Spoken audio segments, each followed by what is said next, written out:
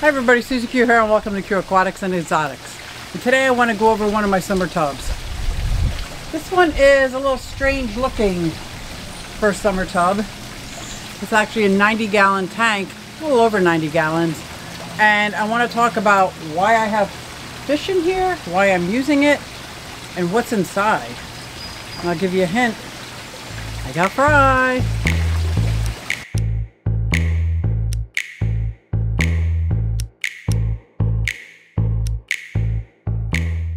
So as I look in here, from the top it doesn't look like a whole bunch. If you look closely, you can see some fry. And then the closer I look, oh my gosh, I see a lot of fry. Let me see what it looks like from the side view. Oh my gosh. These are gorgeous, sparkling, blue.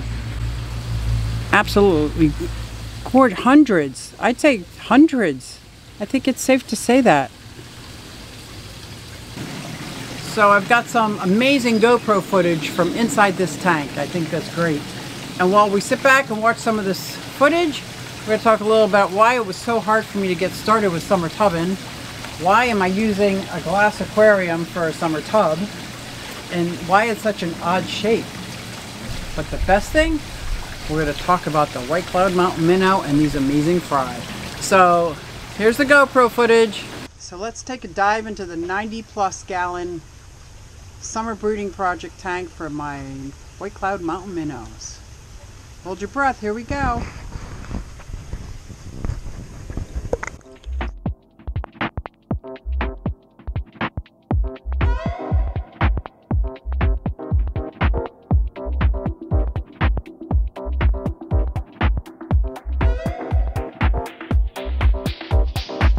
So the white Cloud Mountain minnow is an amazing fish, in my opinion.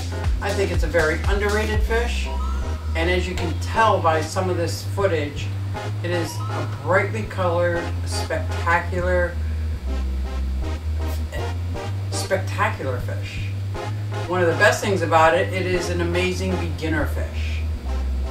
It's also very good for beginner breeders. I'm a beginner breeder. So it's a win-win. The fish also can tolerate a wide range of temperatures.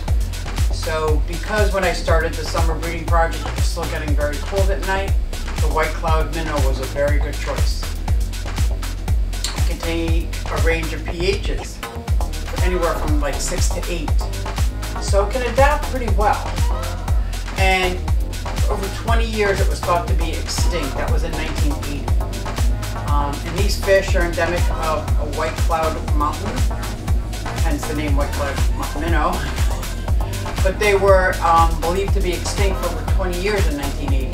And then they were found some white Cloud Mountain minnows native colonies in the island of Hainan. So let me show you in relation, because they're not even relatively close to the white Cloud Mountain. Well, relative is a funny term, but they're not next to. The island is not real close to the white Cloud Mountain. So if you look at here, this is where the white Cloud Mountain is in China, and here is where the island is. So I found that very fascinating. But it's one of those fish that, because of the fish farms and hobbyists, it's kept alive. And they're easy to breed, and they're absolutely gorgeous. Because this fish is really, it's kind of like the fancy guppy. They're so inbred that they have some vulnerabilities to deformities, and they're just a little weaker and weaker. They live about 5 years. Just an all-around great fish. If you have a child who's interested in getting a fish tank, I would suggest the white Cloud Mountain minnow is a very good beginner fish. You won't need a heater for it. It'll take a wide range. It's an omnivore, so it'll eat just about anything you give it. And they're easily to breed very easily. I just have floating plants. I have plants with long roots in it that are the floating plants with long roots. Outside I'm doing the hyacinths, java fern. I think I got some wisteria out there. But inside in a tank, you can do a spawning mop or just any floating plant that has long hanging roots to hide in, because the fish are egg scatterers. And the females, you can tell because they got a little bit bigger white belly. So this is why I love the white Cloud Mountain Minnow. And I am very happy that this is my first fish of this season, and it bred like crazy. I think they used to call it the poor man's neon tetra, which I think it's funny now because I think they're both the same price. Or I think they're both like $2 a fish, I'm not sure. But I am going to take some of these fish to my local fish club and use them in a part of the Breeders Award program. I just signed up and started doing that this year. So that's some of the reasons why I think it's underrated. And just look at how beautiful they are. Like, it's like, I think I said it before, they're like sparkling blue diamonds swimming through, at least in this stage when they're this young. And when you breed them outside, the colors are just magnified. They're just spectacular. So this is one of the reasons why I like white Cloud Mountain Minnow.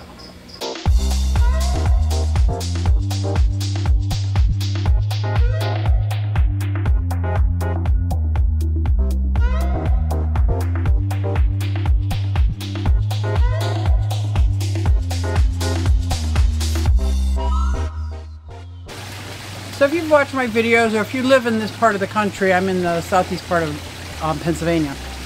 It was a very cold and rainy spring. It was very cold, way too cold to bring out fish. It was pouring down rain. It was really hard to get anything done outside also. But my friend Tom from the Bucks County Aquarium Society, he gave me this. This is, the dimensions of this are 36 by 30 by 18. And I love it. Somebody had handmade it, not Tom, but somebody had handmade it and he didn't have a spot for it. I'm redoing my room, so I don't have a spot for it right now, but I knew I'd want it. So I kept it outside and it gathered some rainwater. I swished it around and cleared it out, and then it filled up with water, and it just had the rainwater in it, and I added a little bit of water because I had friends that were moving, and they were asked if I wanted some of their goldfish that were out in their pond. They were draining their pond and filling it in. It's like, absolutely. Oh, and those friends, they're backyard tortoises. They got a YouTube channel. You should check it out if you care anything about reptiles or tortoises or turtles of any kind. You got to check it out. These guys are awesome. I'm going to put a link up above and in the description to the backyard tortoises. But anyway, they were moving and they gave me some stuff. They gave me some building supplies and things like that. But they also gave me some of their goldfish.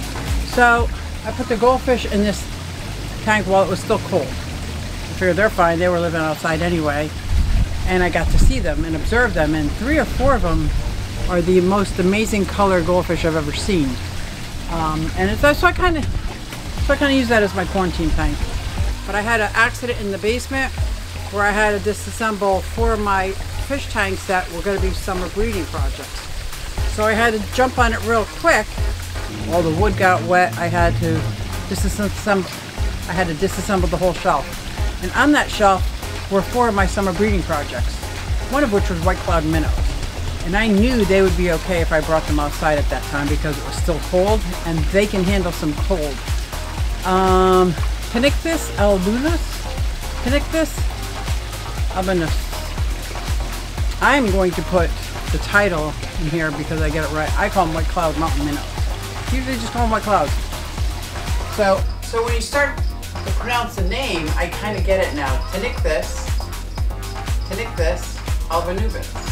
So albonubes are actually 2 different Latin words. Alba, nubis, for white cloud.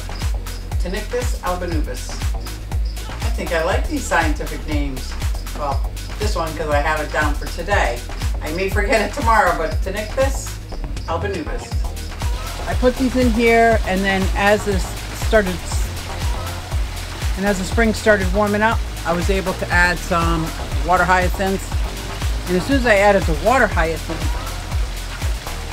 and the water hyacinths, if you didn't know, they have these extremely long root systems. I'm going to hold it up. This goes on and on for days, which is perfect for fry. White cloud minnow fry love to hide in there. a lot of fry. Like you could use that for a lot of fry, but I know that the white Cloud Mountain minnows, they will predate on their fry, so they need a place to hide. This is why I ended up with my white Cloud Mountain minnows in this 90+ gallon tank as one of my summer tubs. And it's actually turned out to be one of my favorite summer tubs because I can see it from all angles.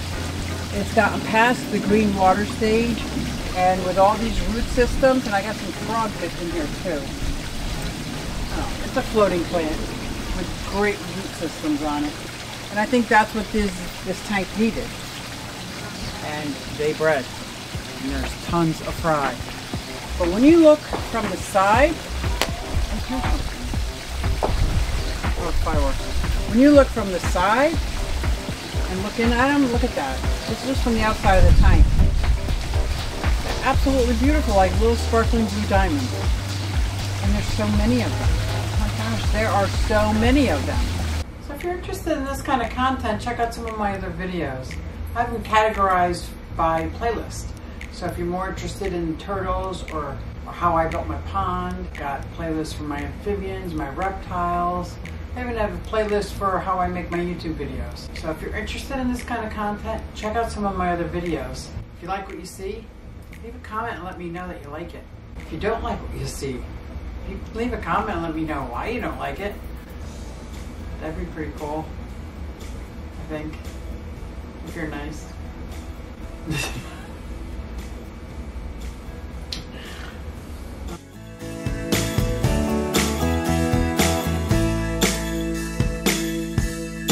Well, some fish actually look good from the top down. I gotta tell you, white Cloud Mountain minnows look good from the side. Look at that. Oh my gosh. So I'm really happy about this. Thanks for coming along and checking out inside my 90-gallon outside summer tub. So I hope you enjoyed my first of the season summer fry, summer tub and fry, summer tub and tank fry, summer tank tub and fry. My first summer tub. And I will see you next time. Thanks, guys.